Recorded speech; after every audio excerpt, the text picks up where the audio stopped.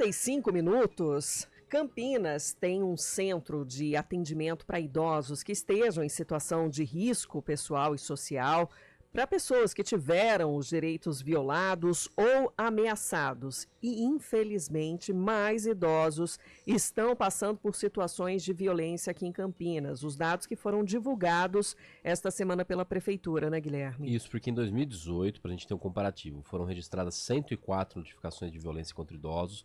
No ano seguinte teve uma pequena variação, 101 notificações. Já em 2020 e 2021 teve uma queda, né, em função da pandemia. Só que aí, a partir de 2022, quando a gente teve uma retomada, já teve um aumento de novo de casos, de notificações. 144 no total em 2022. No ano passado, que foi o pior dos últimos anos, 224 notificações, que foi um aumento de 55% em relação ao ano anterior. E nesse ano também a gente tem um número de destaque, né, Sandra? 68 casos registrados. Esse levantamento mostra uma prevalência na região norte de Campinas, com 25 notificações. Essa região tem ali envolvido o distrito de Barão Geraldo, Nova Aliança, a região dos Amarais, do Chapadão, também do Jardim Aurélia. Na sequência vem a região noroeste com 13, depois a sudeste com 11, região leste com 8 casos, a suleste com 7, a região sul com 4 notificações de violência. E ontem mesmo, né, diante dessa situação, Campinas lançou a campanha Junho Violeta, para sensibilizar as pessoas sobre os desafios enfrentados pelos idosos na sociedade. E é sobre isso que a gente conversa com a secretária de Desenvolvimento e Assistência Social, Vandercleia Moro, que já está na linha com a gente, em contato. Bom dia, seja bem-vinda, Vandercleia. Olá, bom dia, Sandra, bom dia, Guilherme, a todos os ouvintes. É um prazer poder falar um pouco sobre esse tema.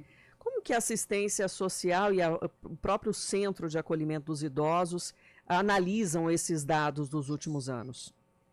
É importante a gente ver a curva que tivemos em meio à pandemia, o quanto houve subnotificações, e mesmo os dados que nós temos hoje, acreditamos que ele não seja a totalidade. Esses dados são do SIS-9, ou seja, são dados de quando o idoso ou a situação chega até um dos nossos serviços, tanto de saúde quanto de assistência social.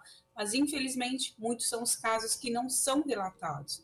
Até porque, Sandra, uma realidade que muito nos entristece e que tem que nos mobilizar, não só enquanto poder público, mas enquanto sociedade também, é que a maioria dos agressores, a maioria das pessoas que violam os direitos da pessoa idosa está no seu convívio familiar. Muitas vezes é filho ou alguém muito próximo, o que dificulta que o idoso faça essa denúncia, por isso a participação da sociedade como um todo é importante.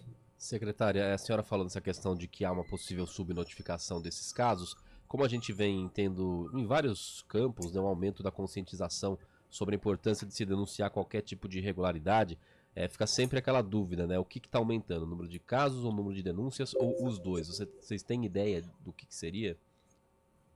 Nós acreditamos sim que a conscientização é muito importante e ela tem ajudado muito. Então, muitas são as pessoas que não sabem os caminhos, não sabem como denunciar e nem sabem identificar quais os tipos de violência, o que caracteriza uma violência contra a pessoa idosa. A gente não fala só de violência física, há violência emocional, patrimonial, há também toda a questão da negligência. Então, quando a gente conscientiza a sociedade, ela passa a ser parceira e fazer as denúncias, fazendo com que haja mais denúncias, a gente vai e averigua a situação.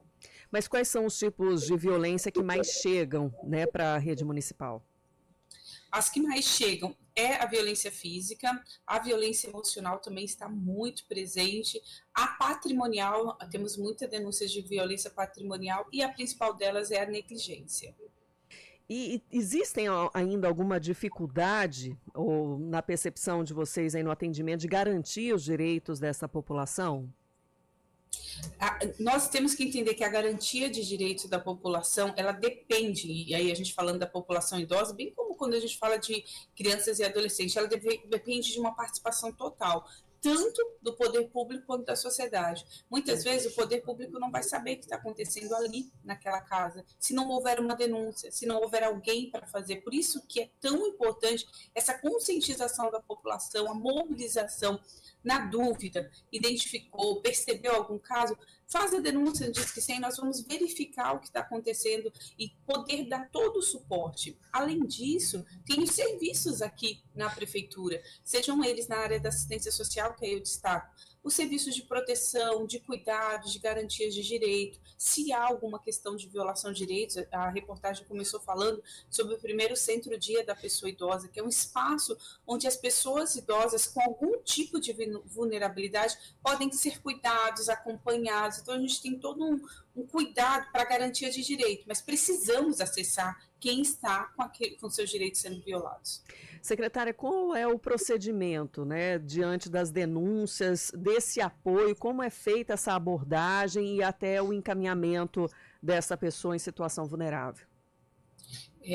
Quando a gente fala de pessoas idosas, a gente sempre pede que o canal a ser utilizado seja o Disque 100, que é o Disque Direitos Humanos. Então, lá, a pessoa nem precisa se identificar caso ela não deseje, ela faz a denúncia, passa todos os dados de endereço e o próprio Disque 100 encaminha tanto para o Conselho Municipal da pessoa idosa, quanto para nós aqui na assistência social. E aí, através das equipes técnicas, fazemos as visitas, os levantamentos, os estudos de caso e vemos qual a necessidade ali naquela situação, se há mesmo, se é comprovada mesmo a denúncia e quais são os caminhos para poder resguardar o direito daquela pessoa. E, secretária, a senhora falou que em muitos casos são pessoas próximas desses idosos, né, que até precisam, são as pessoas que cuidam deles.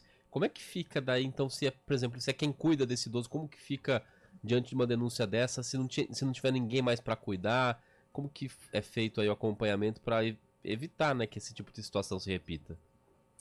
Guilherme, infelizmente, e essa é uma realidade que a gente vê nas principais situações. Às vezes é o filho, é um cuidador próximo.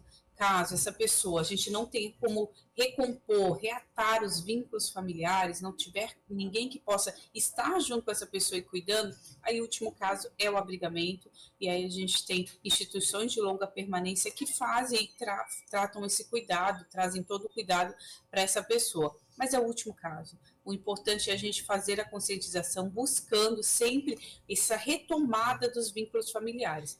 Mas, se não for possível, o direito do idoso tem que ser garantido, então ele vai ser direcionado para uma instituição de longa permanência. Vandecleia, tem algum caso desses últimos anos, diante desses números que foram registrados, que de repente chamou mais atenção, que houve uma necessidade de envolver mais pessoas no acolhimento?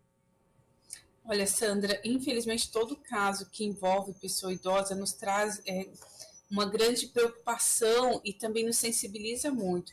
Pensar que uma pessoa que contribuiu a vida toda, que contribuiu com o seu carinho, com o seu cuidado, que criou os filhos, e naquele momento em que mais precisa, em que precisa de um suporte, tem o seu filho, a sua filha, aquele que deveria cuidar, está violando os seus direitos, seja negligenciando os cuidados, seja usurpando da sua aposentadoria, dos seus recursos, então muito nos choca.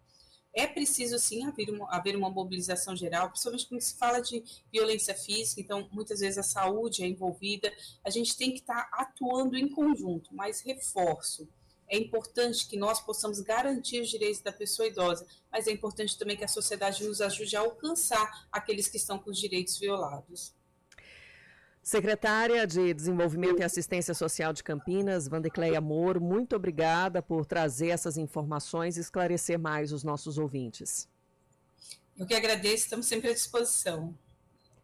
Só reforçando, então, o canal de denúncia é o Disque 100. O atendimento acontece diariamente, 24 horas por dia, inclusive aos fins de semana.